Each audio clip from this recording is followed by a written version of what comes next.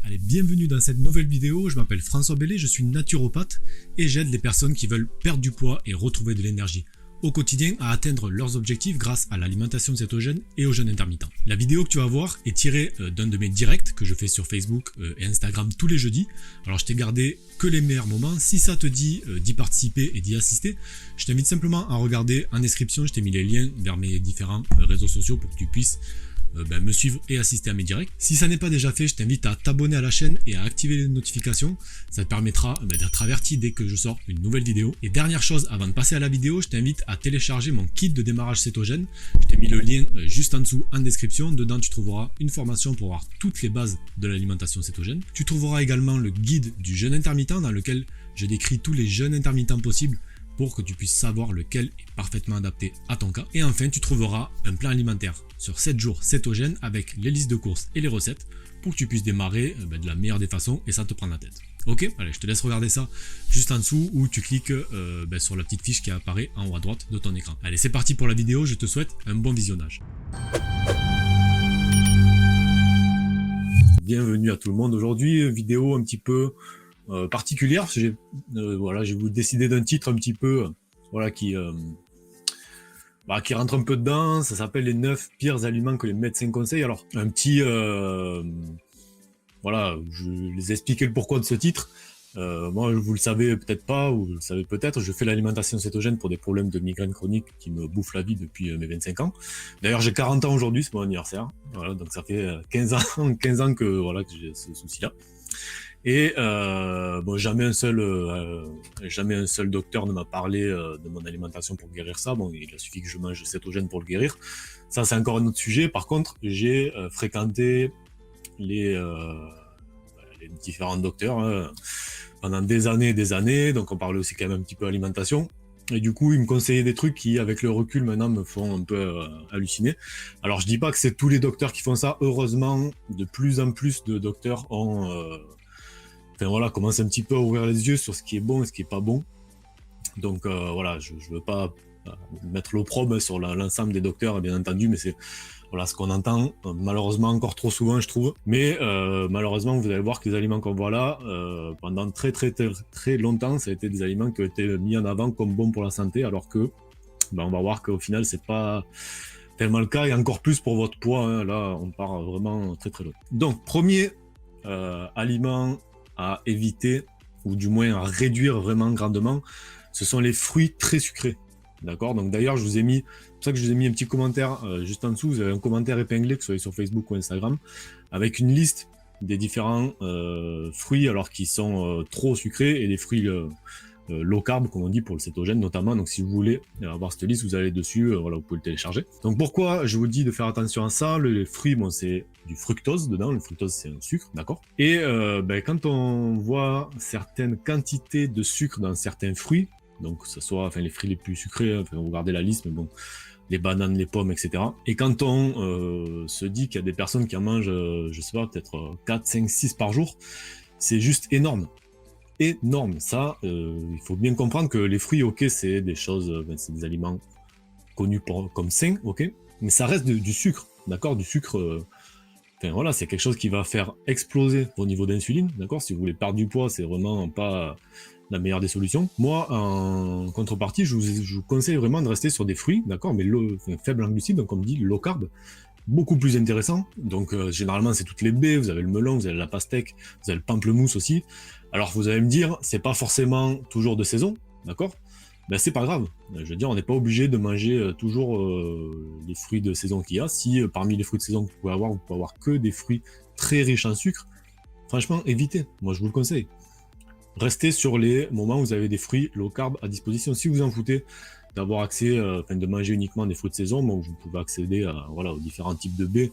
Alors peut-être pas les fraises, mais vous voyez tout ce qui est mûres, framboises, etc. On peut l'avoir toute l'année. Donc vraiment, je vous conseille vraiment de faire assez attention à ça. Les fruits très sucrés, si vous êtes dans une optique de perte de poids, c'est pas trop vos amis. Si vous êtes dans une optique de manger low carb cétogène, c'est pas du tout vos amis. Il faut les éviter complètement. On peut rester sur des fruits low carb qui sont à 2-3 grammes de sucre pour 100 grammes. Vous pouvez en manger 50 grammes par jour, c'est juste parfait. Néanmoins, faites très attention à ça, et malheureusement, c'est assez rare que les docteurs nous fassent la différence entre ça, quoi. entre voilà, les fruits les plus sucrés et les fruits les moins sucrés en nous disant faites un petit peu gaffe quand même à ça, quoi. Et ça, c'est un petit peu dommage. Le deuxième, ce sont les jus de fruits. Alors ça, on me les a conseillés, je crois que depuis que je suis petit, j'entends qu'il faut boire des jus de fruits. C'est un truc qu'on nous a mis dans la tête depuis très très longtemps. Malheureusement, alors là par contre, là, contrairement aux fruits, là, c'est vraiment à éviter sous toutes ses formes. Les jus de fruits, c'est des bombes de sucre. C'est comme si vous preniez, alors je sais pas, vous buvez un verre de jus d'orange, un grand verre de jus d'orange, comme on nous dit, vous buvez un grand verre de jus d'orange. C'est comme si vous preniez l'équivalent de 3 ou 4 oranges d'un coup, d'accord? Mais en plus, vous enlevez les fibres et tout, quoi, les trucs qui sont quand même intéressants dans les fruits normaux, enfin, dans les fruits entiers. Et vous buvez ça d'un coup. Voilà, alors super, vous venez de vous faire 3 oranges entières en termes de sucre, donc déjà l'orange qui est un fruit bien sucré, d'un coup avec un seul verre. C'est juste pas possible. Voilà, ça, les jus de fruits, il faut les éviter. Surtout en plus, quand on les prend de mauvaise qualité, en plus il y a des sucres ajoutés en plus, donc vraiment c'est vraiment quelque chose à éviter. Le conseil que je peux vous donner, si vous avez une optique de perte de poids, que vous souhaitiez manger low carb ou pas, que vous souhaitiez manger cétogène ou pas, supprimez les jus de fruits de votre alimentation. Comme je disais, rester sur des fruits entiers, des fruits faibles en glucides, c'est beaucoup, beaucoup mieux. Troisième aliment qui est très souvent conseillé, c'est le pain complet. On nous dit plutôt, voilà, il vaut mieux consommer du pain complet que du pain blanc, parce que c'est fait à partir des graines complètes, d'accord, qui n'ont pas été raffinées. Donc du coup, vous avez un index glycémique plus bas, et donc voilà, c'est plus intéressant. C'est faux. Le pain complet, alors de blé, fait à base de blé, a le même index glycémique que le pain blanc.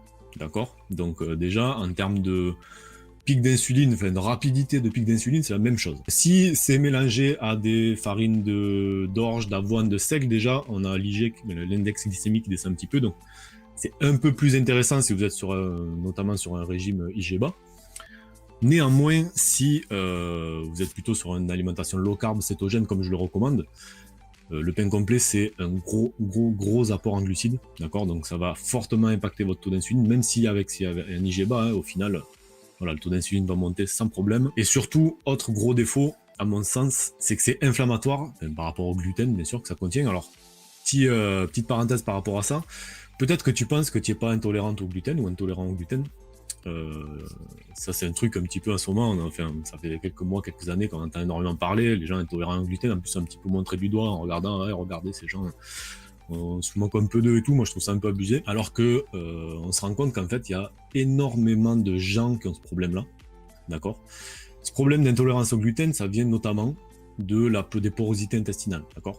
Les problèmes de porosité intestinale qui font que le gluten, qui est qui est en réalité une protéine qui est très très mal assimilée lors de la digestion, traverse les parois intestinales et va derrière créer des inflammations un petit peu partout.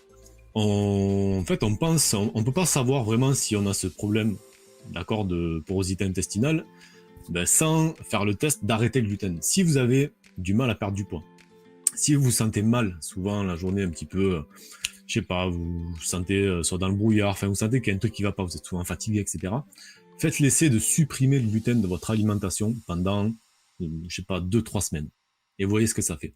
Si déjà vous allez perdre du poids, ça je vous garantis. Si vous sentez que vraiment vous vous sentez mieux, il y a de fortes chances, très fortes chances que vous ayez une intolérance au gluten, qui est en réalité un problème de porosité intestinale, d'accord? Et on se doute pas du nombre de personnes qui ont ça, quoi.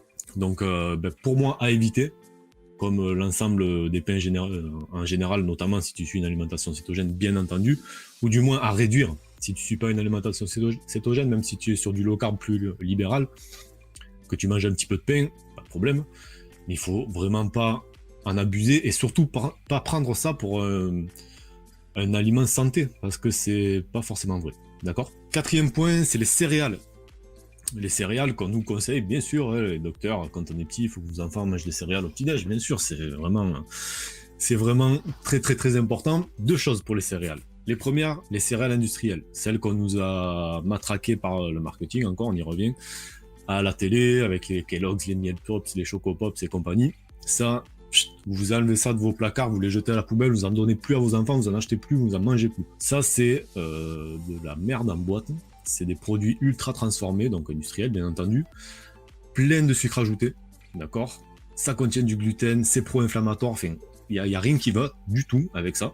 Donc ça, on évite complètement. Donc quand vous, voilà, si en plus, voilà, ça, on se rend compte que les publicités à la télé sont pas faites pour nous aider, elles sont faites pour nous aider, pour nous faire consommer. Donc quand on vous dit que les céréales du petit déjeuner, elles sont saines, vous prenez ça comme un mensonge et vous passez à autre chose. Deuxième chose, c'est les céréales maison, c'est généralement les muesli, les céréales, les bols de céréales qu'on se fait nous-mêmes, quoi. C'est déjà mieux. C'est beaucoup moins pire, on sort de l'industriel pour rentrer dans du semi fait maison, bien entendu. Le problème, c'est que si vous avez une alimentation low carb, notamment cétogène, beaucoup trop de sucre, beaucoup trop de glucides à l'intérieur, c'est pas du tout bon. Au petit-déj, franchement, moi ce que je vous conseille, si vous pouvez le faire, c'est plutôt de vous concentrer sur du gras et des protéines, quoi, des œufs, de l'avocat. Éventuellement vous faire des petites galettes céto, ce genre de choses à base de, voilà, de farine un peu plus intéressante, mais vraiment le muesli, ok, si vous avez, on va dire, si vous n'avez pas une alimentation low carb, c'est beaucoup mieux que de consommer des céréales industrielles qui sont vraiment, c'est n'importe quoi. Mais attention quand même, et attention au gluten, bien entendu. Voilà, enfin, je suis obligé à chaque fois, vous allez voir que souvent on va revenir sur ça, sur on va dire l'impact sur vos niveaux d'insuline, l'impact inflammatoire, d'accord, de tous ces aliments, ce qui sont des choses qu'on entend au final trop rarement, quoi, et qui sont pourtant à la base d'un tas de problèmes. Le 5, c'est un petit peu à voir avec ça, c'est les flocons d'avoine. Truc très à la mode également, qu'on voit mis en avant, surtout sur les trucs fitness, etc. Le flocon d'avoine. Attention, c'est le même problème que pour les céréales. C'est gluten plus glucides, donc pro-inflammatoire et possiblement ça peut vous faire prendre du poids. Alors après, c'est sûr, si vous n'êtes pas sur une alimentation low carb, vous êtes très sportive, faites de la muscu 5 fois par semaine, etc., c'est pas ce type d'aliment qui aura le maximum d'impact, en fait, parce que voilà, vous comblez par d'autres choses. Mais si par contre vous êtes quelqu'un de sédentaire, voilà, que c'est pas spécialement de sport en plus d'être sédentaire au travail, que vous rajoutez ça au petit-déj, là franchement ça vous aidera pas du tout, ça je peux vous le garantir. Le 6e produit qui est très souvent conseillé par les docteurs, c'est bien sûr les produits laitiers, bien sûr qu'il faut consommer tous les jours, c'est très important.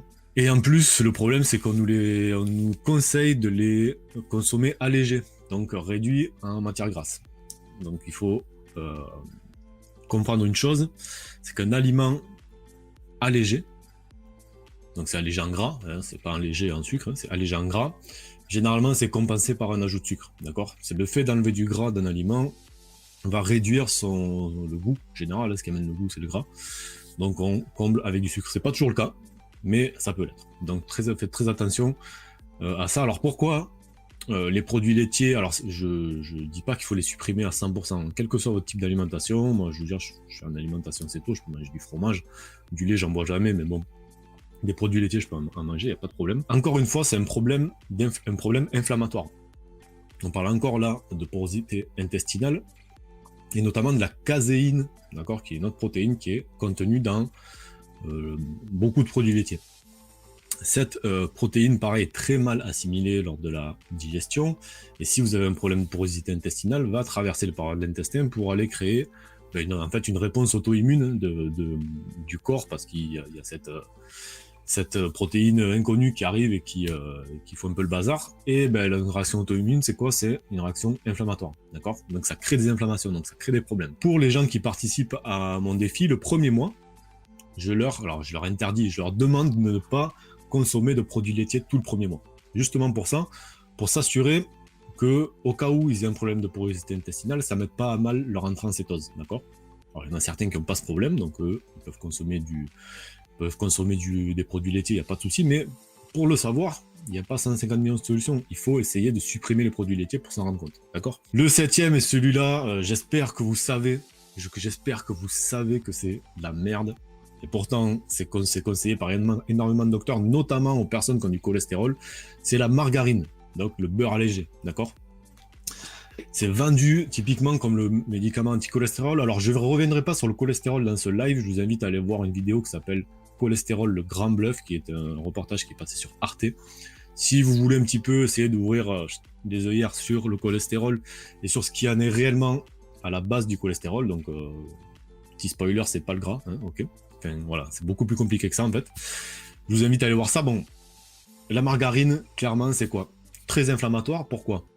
Parce que en fait, ils ont pris le beurre, ils ont remplacé ils ont remplacé en fait le gras qui est utilisé pour faire dans le beurre, qui est du gras saturé, par du gras insaturé, parce que ça dure beaucoup plus longtemps dans le temps, donc on peut le vendre plus facilement.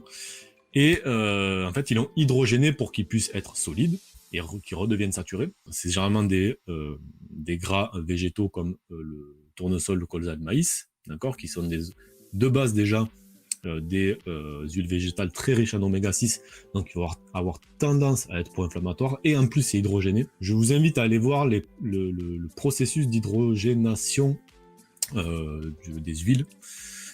C'est purement et simplement dégueulasse. Il y a des vidéos sur YouTube, vous pouvez voir un petit peu comment c'est. Sachez que vous mangez ça, donc ça produit du gras trans, c'est ce qu'on appelle le gras trans, qui est le pire des gras qui existe. Donc margarine, on jette à la poubelle, on remplace bien entendu par du bon beurre, du beurre bio, issu de vaches nourries à l'herbe. Allez, on passe à la suite, les huiles végétales. Du coup, je vous en parlais là, juste avant. Les huiles végétales, donc c'est tournesol, colza, maïs, généralement, il y en a d'autres. Très inflammatoires, pourquoi? Car très riches en oméga 6. Les oméga 6, c'est pas le diable, d'accord?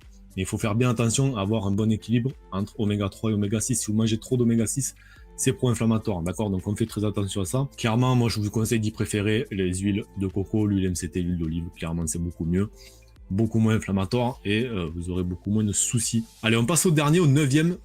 Celui-là, je l'ai ajouté un petit peu par hasard, parce qu'en fait, je suis tombé dessus en allant faire des courses, et je me suis dit, mais oui, c'est vrai que ce truc, c'est juste fou. Alors, c'est l'aliment diététique un petit peu par excellence. Alors, je sais pas si les docteurs le conseillent, mais je suis sûr qu'il y en a avoir qui le font, malheureusement. C'est les galettes de riz soufflées.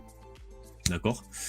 Vous voyez certainement ce que c'est, on le voit. De toute façon, vous allez dans les supermarchés, dans les rayons diététiques, le premier truc que vous voyez, c'est les galettes de riz soufflées, comme si c'était un aliment santé absolu, quoi. Alors que c'est en fait tout l'inverse, d'accord? Les galettes de riz soufflées, bon, ok, aliment de perte de poids par excellence, toujours mis en avant par les marques bio, ok? Sauf que c'est ultra transformé, c'est riche en sucre raffiné, index glycémique qui pète le plafond. Voilà, c'est ultra élevé, impact sur l'insuline très important. Donc autant vous dire que ça vaut absolument rien, que c'est totalement à éviter. Vous ne faites pas avoir par le marketing par rapport à tout ça. Vous ne faites pas avoir, si vous consommez ce type d'aliment là tout de suite, vous le donnez même pas à quelqu'un. Enfin, voilà, à part vraiment quelqu'un qui meurt de faim, vous lui donnez. Mais sinon, mais ça c'est surtout pas, même pas à vos enfants, vous donnez pas ça, quoi. Ça c'est clairement de la merde. Bon, on a passé en revue ces 9 aliments, j'ai pété mon coup de gueule en plus, donc ça me fait toujours plaisir. Je viens toujours en parler de ça. Avant de passer aux questions-réponses, je vous invite, alors déjà soit en regarder le commentaire épinglé, je vous ai mis une liste de fruits, donc les fruits à éviter, les fruits plutôt à privilégier, donc vous regardez, cliquez sur le lien, vous allez voir. Si vous connaissez déjà, ou si vous avez besoin d'autres choses, je vous ai préparé un petit kit de démarrage cétogène et jeûne, d'accord? C'est ce que j'enseigne, c'est ce que je conseille, c'est une super façon de perdre du poids, de retrouver en énergie, de retrouver la santé. Si ça vous intéresse, je vous ai préparé un petit kit de démarrage, vous regardez, si vous êtes sur Facebook, vous regardez là, juste en dessous, vous verrez le lien. Si vous êtes sur Insta, vous allez sur mon profil, vous en profitez pour me suivre, vous allez voir dans le lien sur mon profil, je vous ai mis, voilà, il y a le truc pour y aller dessus. Dedans, il y a quoi? Il y a une petite formation sur les bases de l'alimentation cétogène, comme ça vous partez comme il faut. Vous avez 7 jours de plan alimentaire cétogène avec les courses pour bien démarrer, et un guide du jeûne intermittent pour voir un petit peu les jeûnes intermittents qui existent et voir ce qui est le plus adapté à vous, tout simplement.